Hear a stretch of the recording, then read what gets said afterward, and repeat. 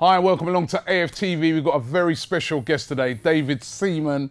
Look at those nice hands. one, mate. Safe hands there. Looking forward to this. Listen, we're at the Sea Containers Hotel in London. Beautiful hotel, which is right on the river here by the Thames. The link is in the description if you want to check the hotel out. And we've got David Seaman, man. What else do you need?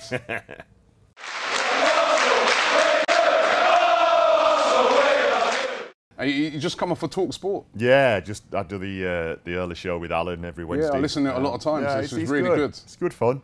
You know, it's something that I'm surprised that I enjoyed it because I did a couple of shows in the World Cup and I don't know. I didn't know whether I would enjoy it. You know, talking about football and all that sort of thing. Yeah. But yeah, I did a couple of shows in the World Cup and said to Matt, my agent, I said, yeah, I like that. I enjoyed it. You're very accomplished at it. Next thing, yeah, 42 shows. I was like, oh, okay then. Is that how many you've done now? No, that's what I'm going to do. Okay, yeah, okay, that's what we've signed up for, and yeah, and I enjoy it. You know, no, you can. You know, when I listen to it, I can hear that you're enjoying it, and I can hear your enthusiasm and everything. And I'm just trying to be me. You know, 'cause, you know, I've actually started watching football now, or a lot more of it, I should say. So when you stopped playing, yeah, did you kind of fall out of love, or is it just kind of that? No, you've been playing for so long that you like, I want to do something else now. Yeah, kind of exactly. I wanted to do something else, but I didn't fall out of love at all. You know, even when I was playing, I found it hard to watch games. Yeah. You know, even like our games, Arsenal games, I'd record them,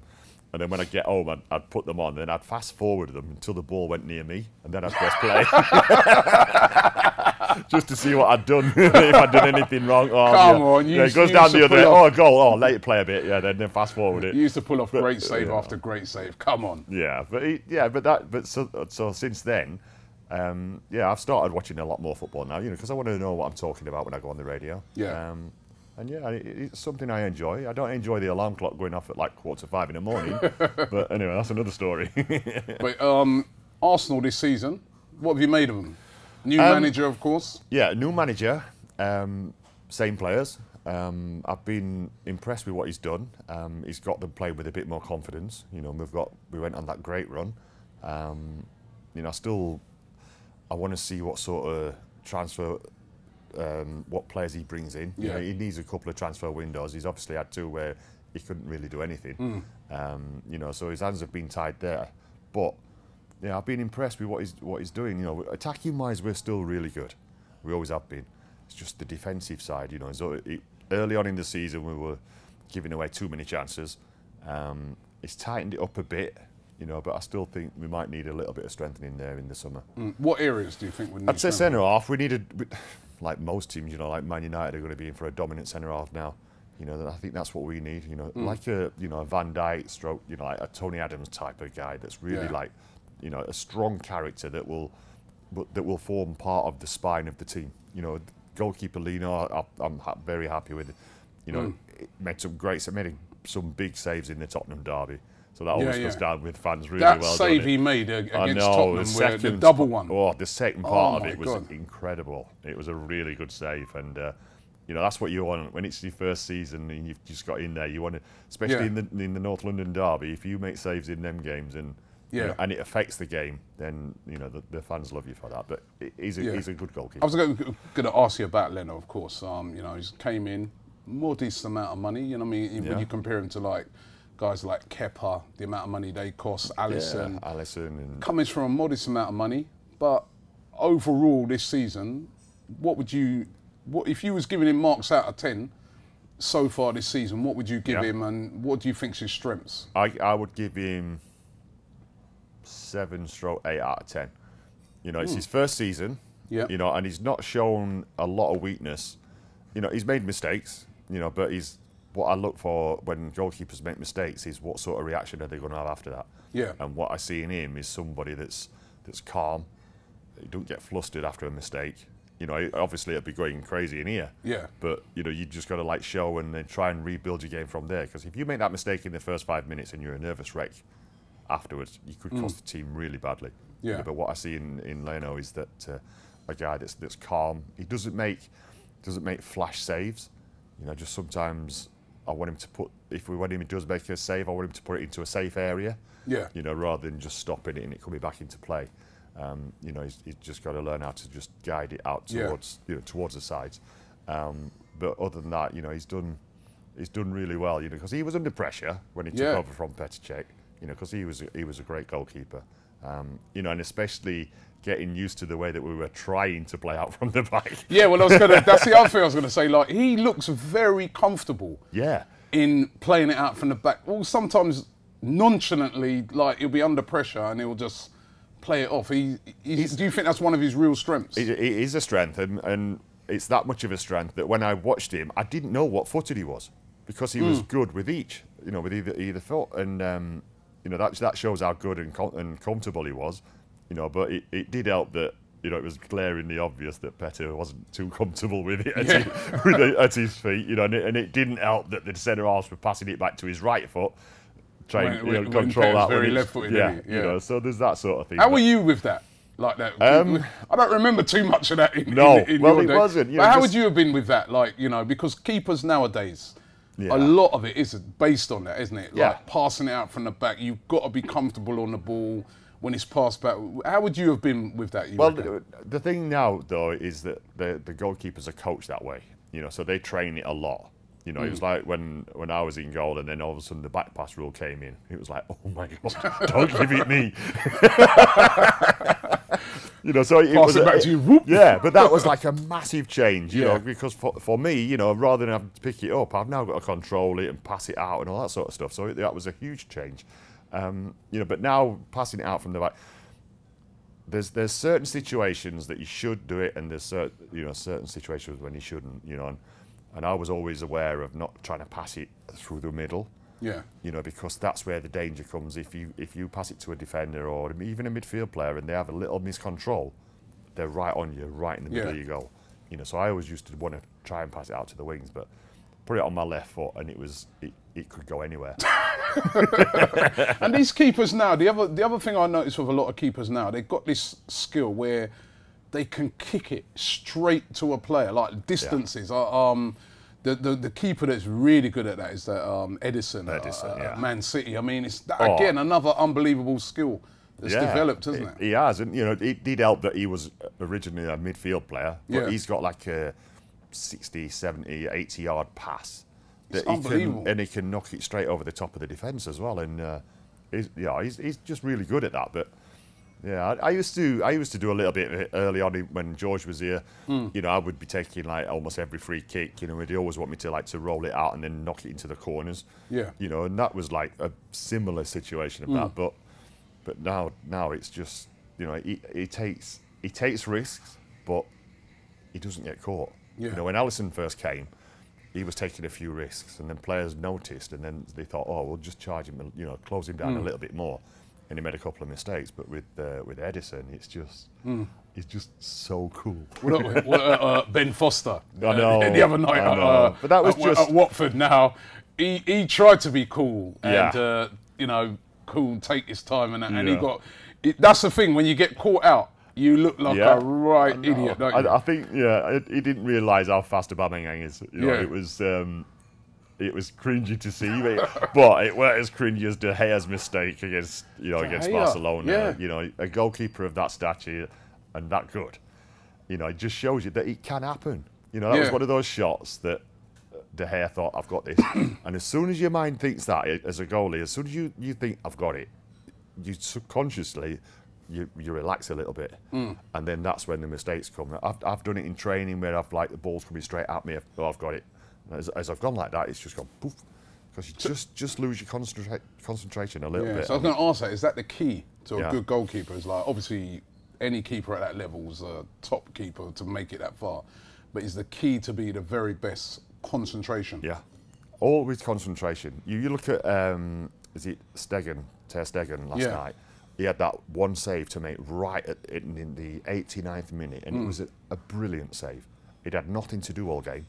You know, but he'd been concentrating all the game. Yeah. And you have to, because if you don't, it catches you out. It really does. Now, Petr Cech, he's retiring at the end of the season. Yeah. Obviously, he's had an unbelievable career. First at Chelsea, done really well at Arsenal as well. Do you have special praise for him? Because, you know, obviously, like, what I've heard of him, as well as being a top keeper, he's been a bit of a leader in the dressing room as well at Arsenal. Yeah, you know, I've heard exactly the same. I've heard that he doesn't shut up. Imagine, having said that, I did sample that once at a charity dinner. I sat next to him, and he would not shut up. He was chewing my ear off, all about goalkeeping and football. But no, he's a great guy, and and what he's achieved in the game is brilliant. But you know, I'll let you to a secret that Chelsea tried to get me to go to them as their goalkeeping coach while Petter was there. Oh, was it? Yeah, a long time ago. But I'd not long retired, and I wasn't ready to go back into football. You know, so yeah, they did try a little sneaky move, but I wasn't having that. Do you think like obviously in the Europa League games he's been playing, right? Now, for you, is that right? Because Leno, like you said, has been having a great season. Does he continue right till the end? If we was to get to the final, would you keep him in? No. I would want us. It's a ruthless thing. I know, but I would want us to play. I'll tell you why in a minute. But I would want us to play. If we got to the final, we play our strongest team because we want to win, right? And the example I'm going to tell you now is that when we played, I think it was the 2002 FA Cup run. Richard Wright played all the games. Yeah. And I played the final. Arsenal went. That's harsh, isn't it? Yeah. So what did you say to Richard Wright then? Unlucky.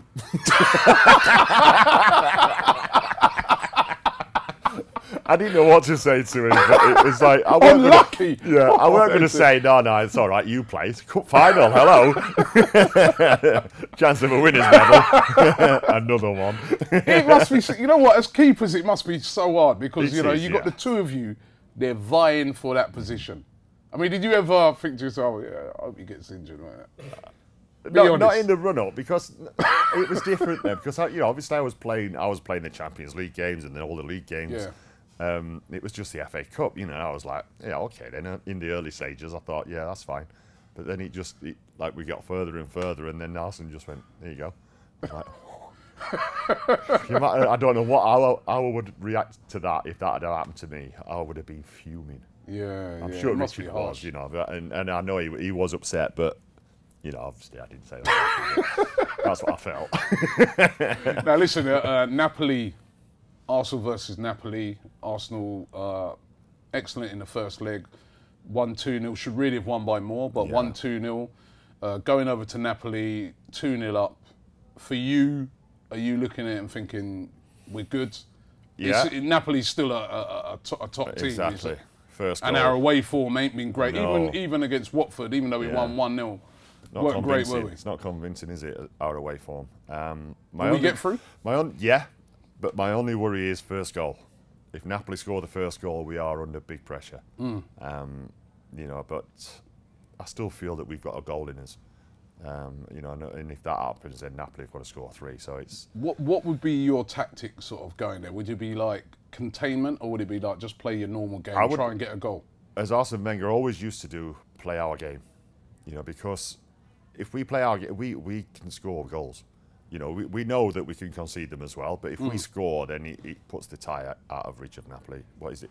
So they'd have to score 4, score wouldn't 4 they? to go through. Yeah. So I think that's the important thing. It's not just to try and contain them early, because if they do get that goal, then we're in trouble. Not trouble, but we're under pressure. Yeah. Yeah. Can we handle that pressure? I think we can. I think over the latter part of the season, defensively, we've got better. Yeah. We've got tighter. We don't give away as many chances as what we used to. So that's a positive point.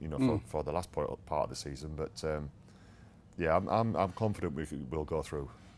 Now listen, I know you do a lot of work with Bob Wilson. Yeah. Obviously, goalkeeping legend for Arsenal, just like you. I'm my best man twice.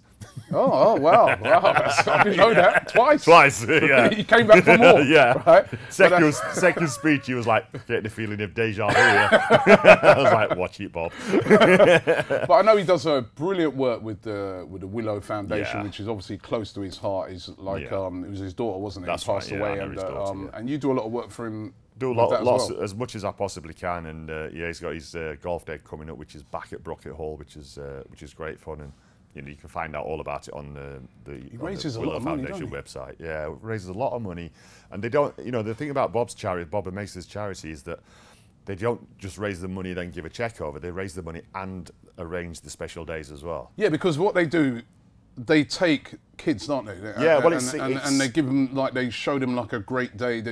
They Yeah, I think it's like 16 or 18 to 40-year-olds. You know, there's that certain window there where, you know, what Anna was in, you know, and they give them special days, almost any day that they want to do. You know, and it just takes them away from their daily grind of treatment and drugs and everything. And trust me, when you see their faces, because we saw a lot of them coming up to Arsenal at the training ground and things like that, when they have that special day and their face and their smile is just so special, and it makes it really worthwhile. Yeah, Bob Wilson, I mean, like, I've heard him talking about it so many times, and he's so passionate about it. And, you know, from a real sort of loss that he had, a personal loss, what he's managed to turn that into has been amazing, huge. isn't it? It's 20 years now. This is their 20th year now, you know, so it's a very special time.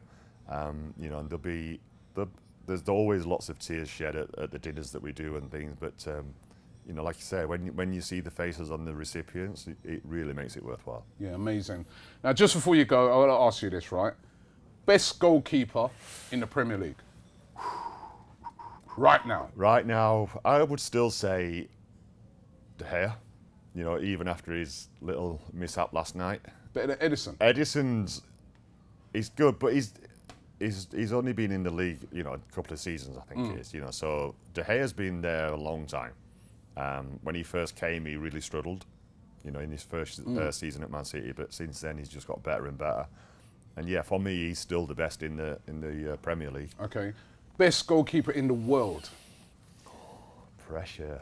I would still go with Neuer. De Gea's close, yeah, but Neuer's. But having said that, Neuer was really, really good. Then he had his foot injury that kept him out for, I think it was about 8 to 10 months. You know, and he's now come back from that and he's playing, and he's not been quite as good. But it will take a while. But Neuer's got the best all-round game, you know, and he's been and won everything. Yeah, so he does it under pressure, and yeah, for me, he's the best in the world. Well, listen, Dave, thanks very much. Thanks for giving us the Pleasure, time. mate. Thank you. What you do now for the rest of the day? I mean, you've been up since the early hours of the morning. Since early hours. What I'm going to do now is I'm going to watch the latest episode of Game of Thrones, and then I'm going to sleep. That sounds good to me.